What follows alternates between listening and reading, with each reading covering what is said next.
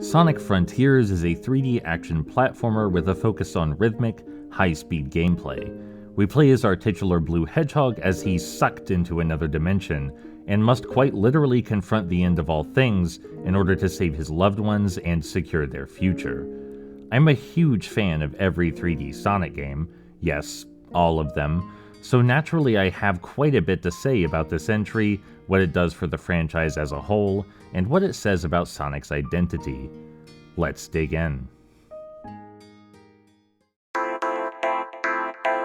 Sonic Frontiers has many gameplay styles and many gameplay mechanics.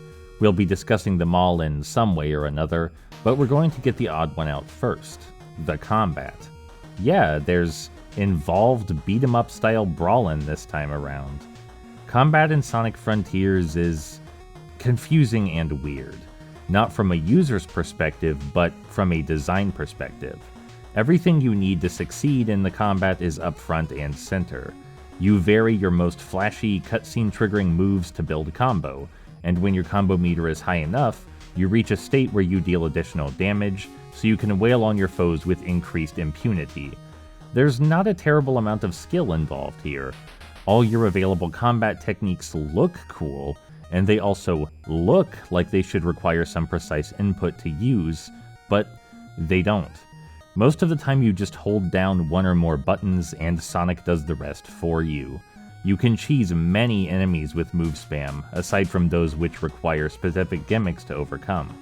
It feels like the designers wanted to include this genuinely engaging, high-skill character action component, but then were too afraid of alienating anyone, so all the options at your disposal are easily executed and easily spammed.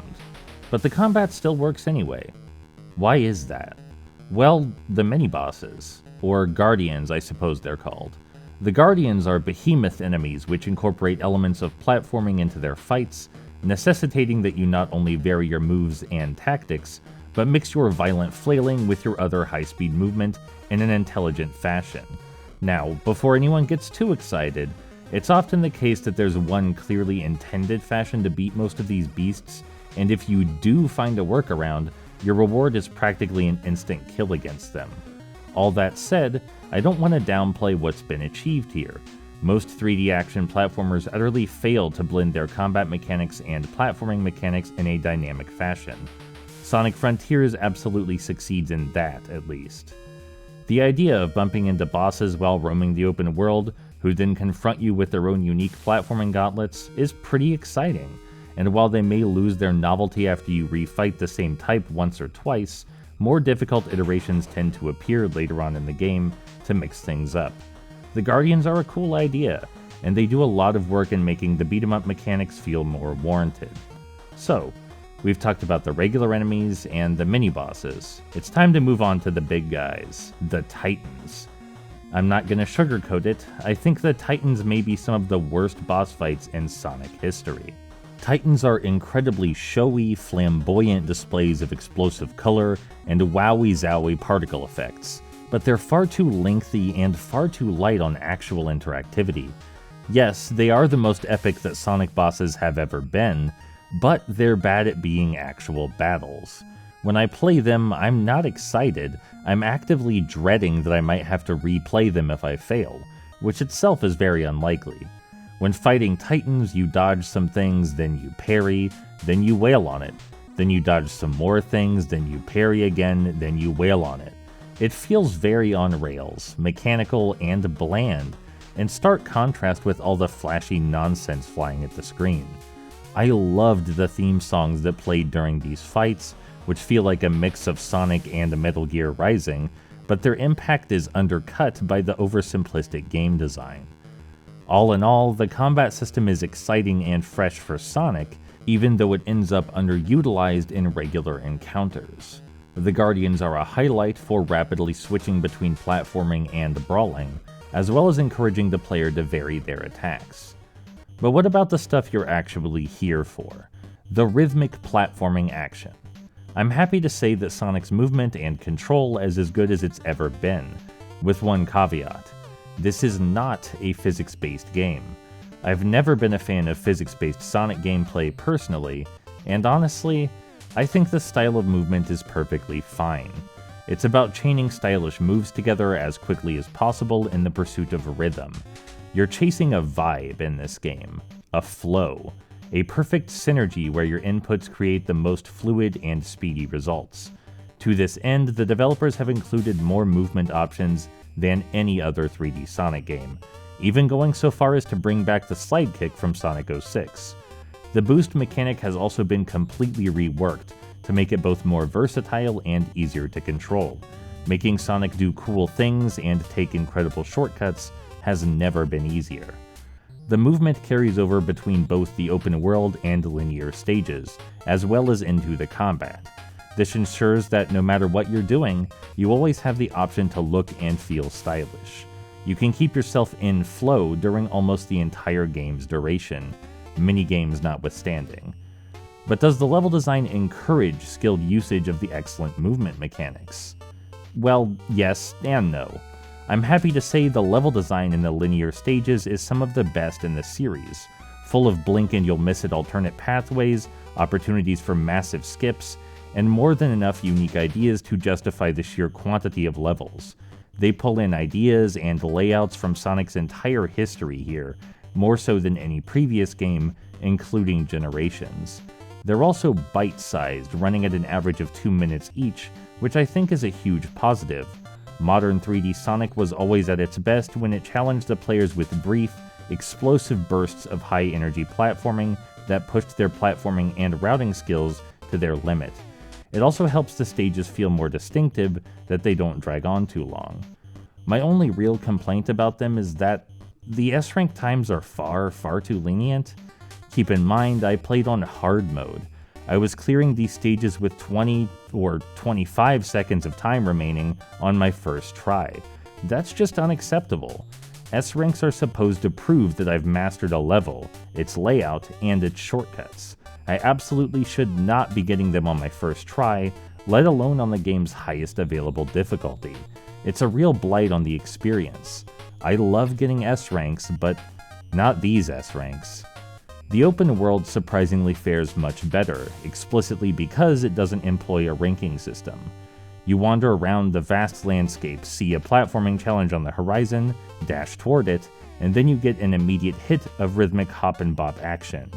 Many people complained about the floating rails in the sky, but they're a necessity. Players need to be able to see those rails so that their attention is drawn to them, and they instantly recognize something new and exciting to engage with. Every few steps in the open world, there's a new platforming gauntlet or collectible or battle, which ensures the player is constantly engaged. Unlike many other modern free-roaming games, Sonic Frontiers understands you want to naturally draw the player's eye to places of interest, not force them to engage by only shoving a checklist in their face.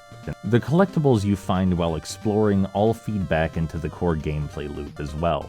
You get memory cores to speak to your friends, speaking to your friends unlocks new pathways to Chaos Emeralds, and you get vault keys to the Chaos Emeralds by playing the linear stages. A perfect ecosystem, you might figure. Except it's not. More than anything, Sonic Frontiers is deathly afraid of someone not enjoying it. It gets down on its knees and begs you to have fun, and please don't leave to play another game. Let me demonstrate. So, you need memory cores to free your friends and open new paths, right? Normally you get those by exploring and platforming, but if you just don't feel like it, make some loops in the ground and memory cores will just pop out, however many you need, on demand. Could I go explore to get them instead? Sure, but why would I when this is so much easier? What's that? You need some portal gears to unlock new stages? Well, you could fight a Guardian to get those, or you could just play Big the Cat's brain-dead easy fishing minigame to grind them out instead, allowing you to effectively bypass anything resembling actual gameplay. It's pretty obvious why these systems are in place. Sega didn't want to alienate players who didn't feel like engaging in the gameplay. But at that point, what reason does anyone have to engage? How much of a game's soul can you make optional before it feels less like an artistic work and more like a desperate cry for financial and critical success? It's tragic because the gameplay systems in Frontiers are all quite good. They have their downsides, but they're more than the sum of their parts. That only matters if the player actually uses them though, and there's very little incentive to do that.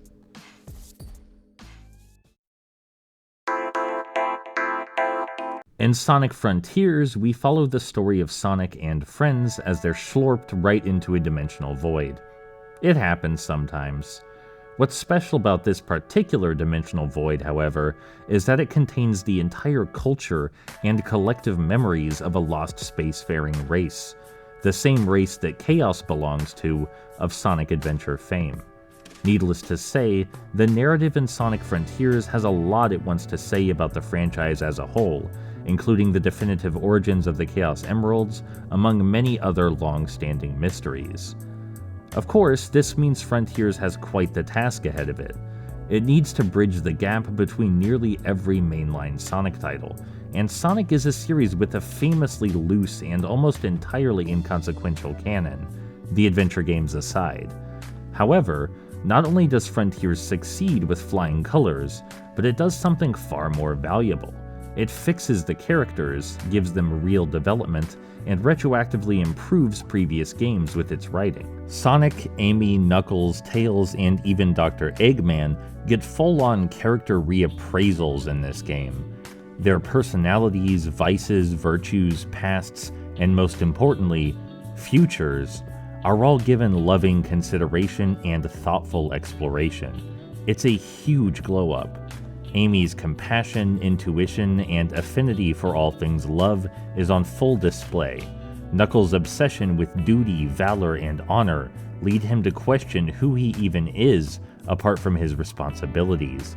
Tails comes to confront the successes and failures in his role as Sonic's best friend and how he can become his own man moving forward. This is all brilliant on a conceptual level, but even in practice, it's handled with nothing less than flawless grace, by a writer who clearly understands the characters, genuinely cared about the franchise, and wanted to see these heroes blossom into something new. That's the theme of the story, really. Frontiers is about branching off in new directions, paying tribute to the past, but also embracing the uncertain future with an open, optimistic heart. Character writing in Sonic games has never been this rich in subtext, emotional depth, or genuine humanity before, and that's saying something, believe it or not, considering how well written the Adventure series was. In addition to its commentary on change and growth, Frontiers is also concerned with what it means to truly love another person, and the power of found family, a family forged in love for one another's personalities and strengths, not forged in mere blood relation. Sonic Frontiers proposes a highly philosophical and highly grounded story all at once. More than any other game previous, it's a celebration of Sonic's history. It improves on just about every aspect of the series before and mends the lack of continuity that once plagued the whole franchise. I'm in awe at this writing, and I'm particularly fond of how, more than anything, it teaches us why Sonic is so fit for his role as the hero.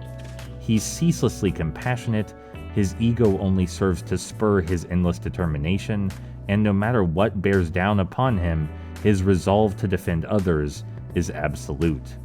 I've spent countless hours dissecting, discussing, and analyzing the story of Sonic games for their heavily philosophical themes and poignant characterization.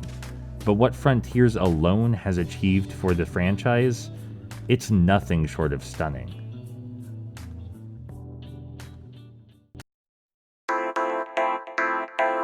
I'm willing to say, firmly, that the writing in Frontiers is the best Sonic's ever seen.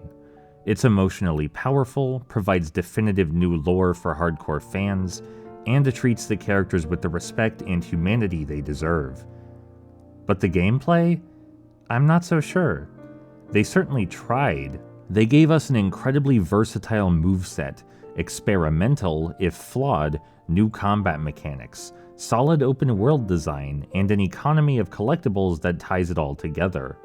But the economy is too easily broken and actively discourages players from engaging with the mechanics. Even on hard mode, It just feels like Sonic Frontiers is ashamed of itself.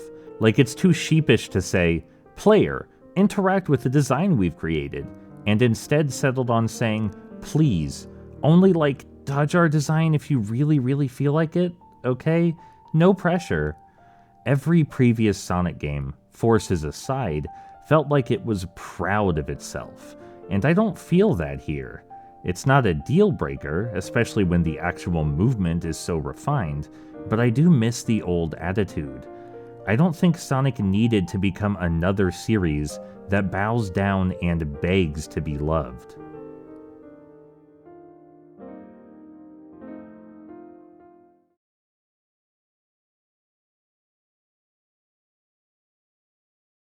Hello everyone, you've successfully made it to the end of another Addy video. An Addio. This is the part where I tell you about my Patreon, how I have a Patreon, and if you subscribe to my Patreon, I will make videos for you about the things you love, and also it just helps me out. It just gives me general support. Speaking of that general support, there are so many people who have already subscribed, and those are people I will list for subscribe to my Patreon, to be clear, and those are people I will list for you now. My wonderful supporters are iPompous, Anonymous, Jay, Marth Sinclair, The Roses, Sam Anderson, Some Call Me Anto, Wapoza, Mint Horse, Mike Hansen, Kay Storkson, and Zuzu. Thank you all so much for your time and thoughts, and I'll talk to you soon.